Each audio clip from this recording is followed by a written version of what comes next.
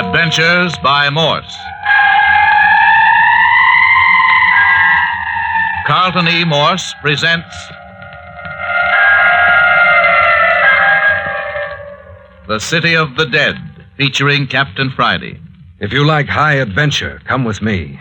If you like the stealth of intrigue, come with me. If you like blood and thunder, come with me. 2:00 on the morning of the third day in the City of the Dead. 3 nights and 2 days have been spent in this old abandoned cemetery. This is the morning of the third day. But let Captain Friday tell you.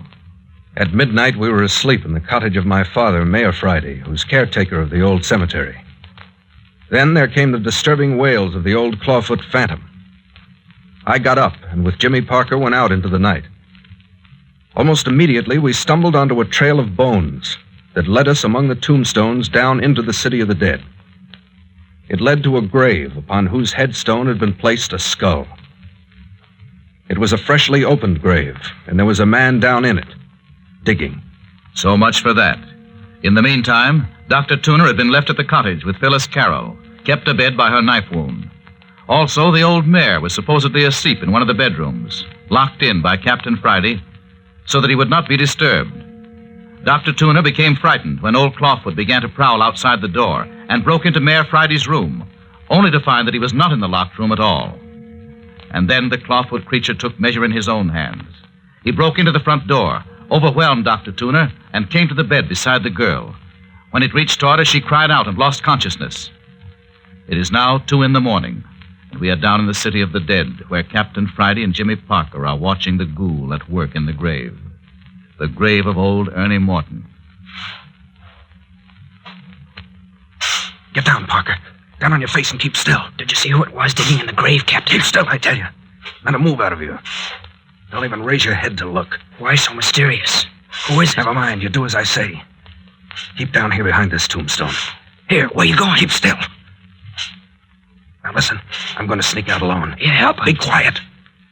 I'm going out alone because it'll make less noise. He's down in the grave now. I want to catch him red-handed. Well, I think that's a fool idea. Let me go along. You do what I tell you, Parker. Yeah, but he'll be desperate. He's liable to be the killer. I can take care of myself. Now mind you, do what I say. Don't move a muscle until you hear me yell. I'll yell when I jump him. I don't like That it. doesn't make any difference. Remember now, wait until I yell.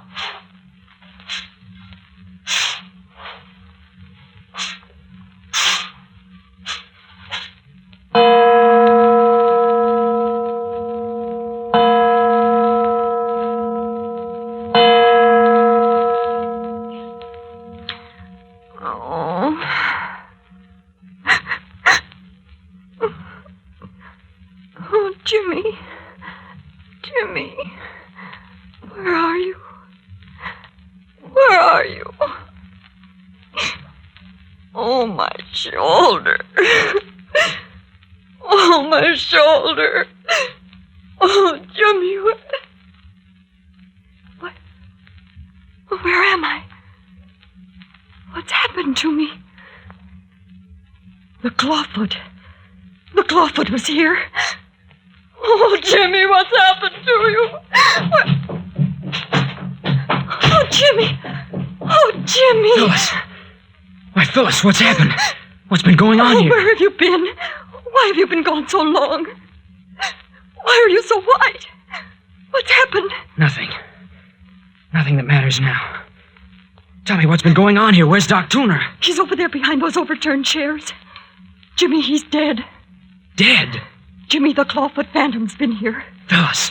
Dr. Tooner tried to drive him out, and the thing killed him. Phyllis, are you sure Dr. Tooner's dead? Oh, please don't leave me. I'm not going to leave you. I want to see if there's anything I can do for the doctor. I know he's dead, Jimmy.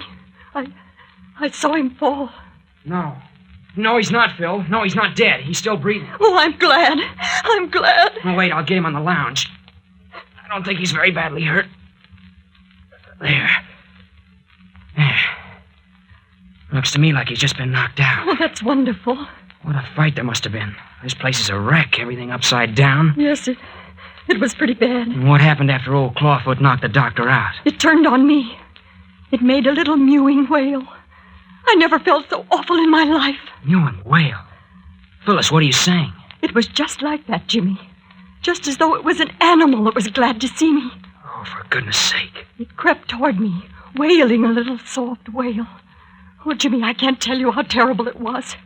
It just kept coming closer and closer. And you couldn't move. I screamed at it to go away. I begged it not to come near me, but it kept coming on and on. And then suddenly it was over me. It stretched out a lean claw hand. Oh, Phil, dear. And then I fainted. Ah, you poor kid. I thought you'd be safe here. I'd never let you. I just came to. Just a moment before you came in. The thing was gone. I wish I knew what to do about Doc Tuna there. You're certain he isn't dying? No, he's not dying. Just a bump on the head. He'll be around presently. Hey, where's Mayor Friday? Who broke open his door? I forgot all about him. We don't know. What do you mean you don't know? We don't know what's become of him. When old Clawfoot began to wail outside, Dr. Tuner broke in the door to awaken him. But the mayor wasn't any place in the room. Yeah, but that's silly, Phil. We saw Captain Friday lock his father in. He wasn't there. He'd vanished. Vanished from a barred and locked room? And I've got to lie here in this miserable bed with my shoulder hurt. Oh, what if something should come after me? I couldn't run. I couldn't do anything. Hey, don't you worry about that, Phil. I'm not moving from your side from now on. But what about you? You were so white when you came in. Something's happened. Why don't you tell me? What do you mean, Phil? You're holding something back. What happened out there in the city of the dead? Why were you so white when you ran into the house? Where's Captain Friday? Well, Phyllis... Has something happened to the captain? Now, Phyllis, you've got enough to worry about. Don't bother your head about it. It's Dr. Tuner. Yeah, still He's unconscious. groaning. He's still unconscious, but he'll be around pretty soon now. Oh, Jimmy Parker, you tell me what happened. You've got to tell me. Is he dead? Is Captain Friday dead? No. That is, I don't know. You don't know? Well, weren't you with him all the time? Oh, Jimmy, don't put me off. I'm not putting you off, Phyllis. Honestly, I don't know. Then... Phil, Captain Friday's vanished. Vanished? Captain Friday's vanished. Oh, Jimmy. Now, Phyllis, don't give way. Please don't. Oh, but first the mayor disappeared, and now his son. Jimmy, do you think we're to be next? Of course not. But think of what's happened. First it was my cousin, Bert Arnold.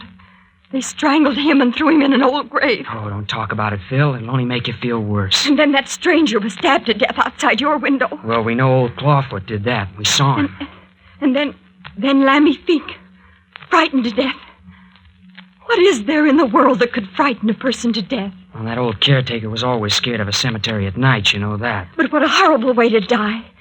I've heard that a person's heart sometimes bursts wide open with fear. Did you ever hear of that, Jimmy? No, of course not. Stop it now, Phil. You're frightening yourself sick with this kind of talk. And then Mayor Friday vanished from a barred room. Oh, Phil, I tell you... And now Captain Friday. Tell me, Jimmy, how did Captain Friday disappear? How did it happen? Oh, listen here, Phil. Wait until morning, won't you? Wait until daylight and I'll tell you all about it. It'll only be a few hours now. No, I want to hear now. But Phyllis, it's not a nice story. Tell me now. Well, I left the house and went to the shed where we laid out the skeleton. The skeleton with a message tied to it, saying it wasn't my grandfather? Oh, Phil, I wish you wouldn't. Go on, Jimmy. Well, the skeleton was gone. Gone? The skeleton, too. The mayor, the captain, and now the skeleton. Yes, the skeleton was gone. We were looking about outside the shed when I ran across the bones of its foot. Its foot? Yes. Just a little further down into the city of the dead, and Captain Friday found its ankle bone. What? Well, that's strange. What did that mean? We didn't know at first. But presently we found leg bones and most of the rest of the skeleton scattered out ahead of us. It was a trail of bones, Phyllis. A trail of bones? Yes, a trail of bones leading us down into the city of the dead. Leading us down to a grave. Any particular grave? The grave of Ernie Morton. Ernie Morton? The grave we opened in search of the Black Pearls. Oh, Jimmy! The grave in which the strangled body of your cousin Bert Arnold was found. Oh, what does it mean? What is it? And Phil, when we got down into the city of the dead, There, perched on the headstone of Ernie Morton's grave, was the grinning skull of our skeleton. And that isn't all. Yes? Phyllis, there was someone digging in that grave again. Jimmy! Yes, someone digging. Digging. He didn't see us. We threw ourselves down in the shadow of a tombstone. It was brilliant moonlight. Who was it? I couldn't tell. I don't know. Captain Friday made me lie flat. I couldn't see a thing. All I could hear was the shoveling. Shoveling of the ghoul in Ernie Morton's grave. Then what happened? Captain Friday was peering around the edge of the tombstone. Suddenly he called my name and dropped back to the ground. You saw who it was? That's what I thought, but if he did, he wouldn't tell me. He said he was going out after the fellow and that I was to lie still until he yelled. He said he would yell when he leaped into the grave on the man, and that was my signal to come to his aid. Why didn't you go with him? Well, I wanted to, but he wouldn't let me. He wouldn't even let me raise my head to watch him while he sneaked up on the grave. Why? I don't know. Then he slipped out, and I waited. I waited. Pretty soon I heard the shoveling stop. I got ready to jump to my feet. I expected the captain to yell any second, but there wasn't any yell. I waited a few seconds longer, and then I raised myself and looked over the top of the gravestone. Yes, Jimmy? Phyllis, there wasn't a sign of anyone anyplace around. Jimmy! It's as true as anything I ever said in my life. Captain Friday had vanished. The gravedigger had vanished. Even the shovel had gone. I rushed to the edge of the half-uncovered grave and looked everywhere. There was nothing. Oh, Jimmy, I couldn't have done that. I stood there in the moonlight at the edge of the grave, petrified for a moment. Then I yelled until my lungs hurt. And all I got from my trouble was a lot of echoes. Echoes coming up from the ruins of the old church. Echoes and the faint sounding of that phantom church bell. I couldn't have stood it. Then I got sick, and I got away from the edge of the grave and started to run. It's more than a mile, but I ran the whole way back here to the cottage without stopping. No wonder you were white and out of breath. And when I came in the door and found everything so upset and you so frightened, it brought me to my senses. I think the doctor's coming too, Phyllis. Get a pan of cold water, Jimmy. Bathe his head. Yeah, okay. Watch him, Phil. If he starts to move around, yell. I don't want him to fall off the lounge. He's all right. Only hurry. Coming. Now we'll fix him up. Poor old guy. Yeah, this cold water will help that head. You know, Phil, this is pretty rough treatment for a man as old as Doc Tuner. It's pretty rough treatment on any of us. And Jimmy, just as sure as anything in this world, this is building up to something. Yeah. I suppose everything has a payoff. I just hope that payoff won't end up in a funeral parlor. That's all I hope.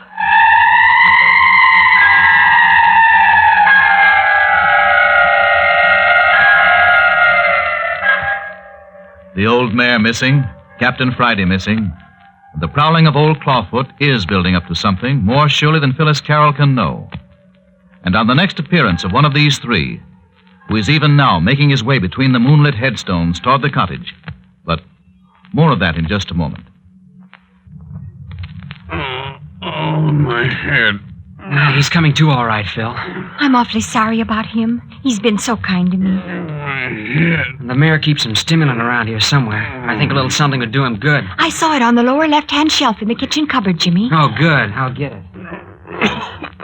Did you find it, Jimmy? Yeah, I got it. Yeah, this'll snap him out of it. Here now, Doc. Try and drink this.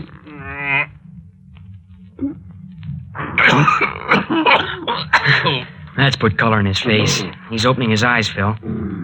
Hello, Doc. Feeling pretty bad? What is it?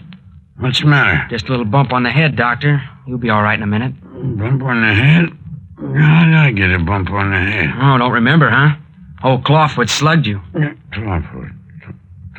Clawfoot, I remember. He was after Miss Carroll. Did he get her? Did he get her? I'm all right, Dr. Tuner. Honest, I am. Don't you worry about me a bit. I shouldn't have let that thing get the best of me. I guess I ain't as young as I used to be. Well, don't you worry about that. You put up a good fight. Phyllis told me all about it. I'm still a good fighting man, Parker. I'd have brained that thing with the poker if my foot hadn't slipped. That's what was the matter. My foot slipped. Yeah, of course, Dr. Tuner. That's the way it happened. Now, you just lay back and rest a while. Say, Parker. Well? You know, I'm feeling kind of dejected like. I think I could do with another spoonful out of that bottle. Oh, that's right, sir. I'll bet you could. Just a minute, I'll fix it for you. Here you are. Oh, thanks, Parker. Yeah, that's all right. Now you just lie still for a bit until you feel stronger. Jimmy, could I have a drink of water? Oh, sure thing. I'll have it for you in a jiffy.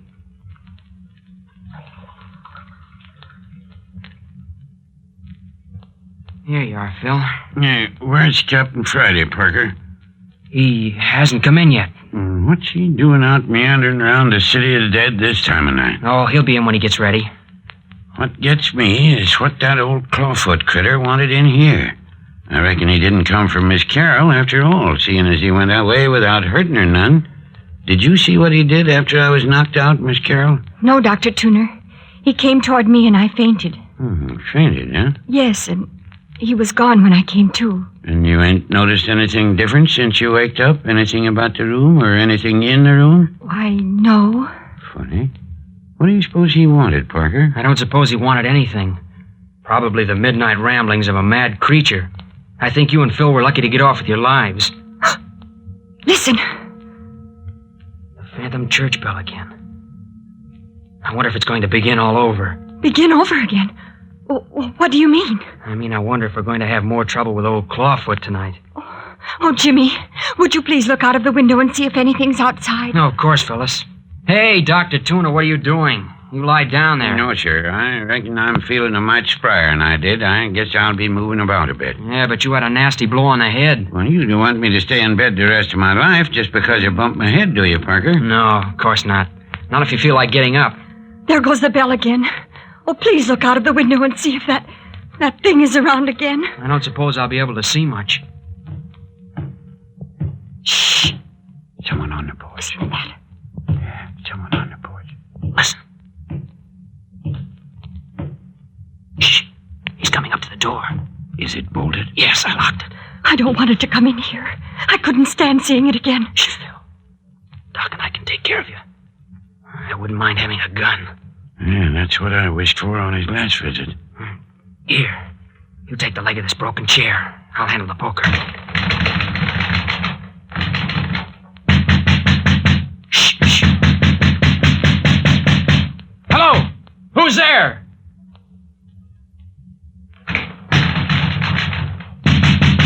Mean disposition, whoever he is. Oh, Jimmy, I'm so afraid. Hi, you out there!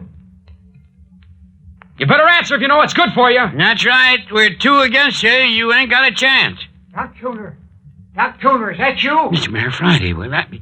Sure, it's me, Mayor. Here, unlock that door and let the mayor in. Dr. Tuner, are you certain it's the mayor? Certain? Of course I'm certain. Go on, open the door, Parker. Yeah, what did I tell you? Of course it's the mayor. And why shouldn't it be me? What in tarnation you going to lock me out for? Well, why didn't you answer instead of tromping up on the porch and banging on the door without a word? Because I ain't used to asking for permission to enter my own house. What in the Sam Hills happened here anyway? Who broke that chair? Who smashed in that door? I reckon it couldn't be helped, Mayor. We had a little visit from old Clawfoot while you were out. Clawfoot? I reckon so. By the way, Mayor Friday, where have you been all night? Curious young squirt, ain't you, Parker? Perhaps so, but a lot of things have been happening around the city of the dead tonight, and I think you can throw light on a great deal of it. What's been happening? Well, to begin with, we all saw Captain Friday lock you in that room there before he and I went out into the city of the dead. You saw the captain lock me in? That's right, Mayor. I reckon we all saw him do it. Doc, you saw him lock me in? I reckon that's right, Mayor. When was that, Doc? Just before he and young Parker here went out. I reckon it was something about like midnight, Mayor. Oh. How'd you get out, Mayor Friday? Where's the captain, Parker? Why, he vanished. Vanished? Yes. We went down into the city of the dead together and, well, he disappeared. You mean something's happened to my son, Parker? I'm sorry, Mayor Friday. I don't know what happened to him. You see, we found someone digging in Ernie Morton's grave. Ernie Morton's grave? Yes. Captain Friday made me lie down behind a tombstone while he crept up to the grave. He told me to wait until he shouted. Well? He never shouted. Didn't shout? No. I waited as long as I thought it wise, and then I followed. What did you see? Nothing. Captain Friday had vanished, and so had the fellow that had been digging. Did you see who it was in that grave? No. When I got to the edge of the grave, there was nothing but a partly filled hole. That's a likely story, young man. Well, it's true. Yeah, I reckon I know better than that. Well, what do you mean? Just what I say. It just happens that I came up through the city of the dead right by Ernie Morton's grave not half an hour ago, and that grave ain't been touched. Maybe, though, you filled up the grave before you came in. No, I left it just as it was. You say it's filled up now? Reckon it ain't been opened this night. Well, I tell you it was open. And I tell you, Parker, if you killed my son, it's going to be the last sneaking thing you do. That's the most asinine statement I ever heard. Oh, another country heard from. Phyllis is right. It is asinine. Now, look here, Mayor. Are you certain Ernie Morton's grave hasn't been dug into? I'll take you down there if you can't take my word for it. No, if you say so, Mayor, it's so. But look here, Parker ain't been acting like my idea of a killer. You're an old fool, Doc Tuner. How do you know how a killer acts? Now then, Mayor, you can't make me believe that you think the captain's dead. I ain't lived around you 40 years for nothing. If you really thought anything had happened to that boy... You keep your thoughts to yourself, Doc Tuner. But Mayor Friday, why would Jimmy do a thing like that? He hadn't any reason. Honestly, he didn't. The captain was getting too much on him. Of course he had reason. Plenty of reason. Oh, no. Honestly, Jimmy wouldn't hurt anyone. Honestly. There now, Miss Carroll. Oh, Phil, don't cry. It's all right. Oh, but you didn't. Now, Miss Carroll, you've gone and made yourself unhappy again. You've had too much trouble tonight. Oh, but Dr. Tuner, you know Jimmy wouldn't hurt anybody, don't you? Why, yes, of course. Here, now, you let me straighten out your pillow for you. But the mayor said... There now. Let me lift you up a little. There, now I can fix that pillow. I'll give you a powder that'll put... Hello. What's this under your pillow? Why, I don't know. Look here, Mayor, Parker, look. Look what I found under Miss Carroll's pillow. What is it? Let me see. What have you got there, Dr. Tuner? A black pearl. A black pearl. Jumping Jerusalem. Did you ever see anything like it? A black pearl as big as a pigeon's egg. But where did it come from? Dr. Tuner, where did you get it? I found it under Miss Carroll's pillow, just where I said I found it. Phil, where did you get it? I don't know. It isn't mine. I never saw it before. But it was under your pillow, young woman. I don't care. I never saw it before. Ain't it a beauty? One of old Theodore Beverly's collection, as sure as you're born. But it's uncanny. How did it get under my pillow? Well, one thing's certain now anyway. What's that, son? That somebody has found the pearls. Their whereabouts is no longer a secret to somebody. And to someone in this group. How do you figure that out, Mayor? Because we're the only ones who've had an opportunity of placing the pearl under the girl's pillow. Old Clawfoot. It was old Clawfoot. By jiggers, I wonder. Of course it was old Clawfoot. We were wondering why he broke into the place. He didn't take anything, didn't hurt anyone more than was necessary to carry out his mission. Sounds reasonable. Well, of course. If Phyllis hadn't fainted, I'll bet he'd have put the pearl right in her hand. Jimmy, do you really think so? I'll bet money on it. But why? Why? I don't know. Just the same, I'll bet it was he. I know it was. You seem awful anxious to convince us, Parker. What do you mean, Mayor? I mean, I don't think Clawfoot had anything to do with that pearl. Oh? Well, what's your theory? I think you put that pearl there. What? Me? Yes. I think that pearl explains why the captain didn't come back to the cottage with you, James Parker. But I don't understand. Oh, yes, you do. In some manner, you and my son hit on the hiding place of them black pearls tonight. And it didn't suit your purpose to have anybody but yourself know about them. You're crazy. Well, maybe I am and maybe I ain't. But just the same, young fella, I ain't taking any chances. You're going in that there bedroom of yours, and you're going to stay there until we can turn you over to the police. But you can't do that. You mustn't. Look here, Mayor, that's absurd. Why on earth would I give myself away by bringing one of the pearls here to the cottage? You couldn't resist the temptation of bringing one along to show to the girl. Likely you and her was looking at it when Doc Tuner came to. You didn't have time to hide it, so you stuck it under her pillow. No.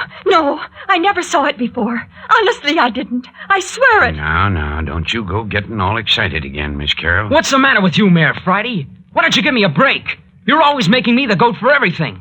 What have you got against me? I've never done anything to you. That won't do you no good, Parker. Well, you know what I think of you. With as much circumstantial evidence against you... Circumstantial evidence? I'd like to know if there's anyone in the world that's got more against them than you. You went out of this house with my son, and you came back alone. That's enough for me. Look! What? Are you pointing at me? Yes, I'm pointing at you. Look there in his vest pocket. Jimmy, what is it? I don't see anything. Must be losing his mind. What's the matter with you? Look at that gold pencil in his vest pocket. That's Captain Friday's pencil. You mean... Captain Friday had that pencil in his pocket when we left the house tonight. What? What's that? And look at the fresh dirt on the knee of the mayor's trousers. Oh, Jimmy. Mayor Friday, supposing you tell us what's become of your son, Captain Friday.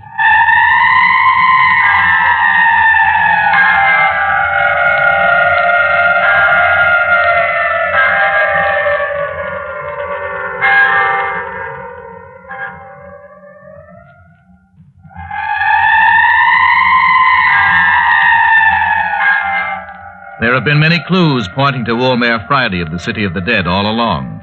But now, had he finally hanged himself? And was it Clawfoot who left the Black Pearl for Phyllis? Not only these questions, but the whereabouts of Captain Friday will be brought to you next week when Carlton E. Morse presents Chapter 8 of The City of the Dead, entitled The Kidnapping of Clawfoot.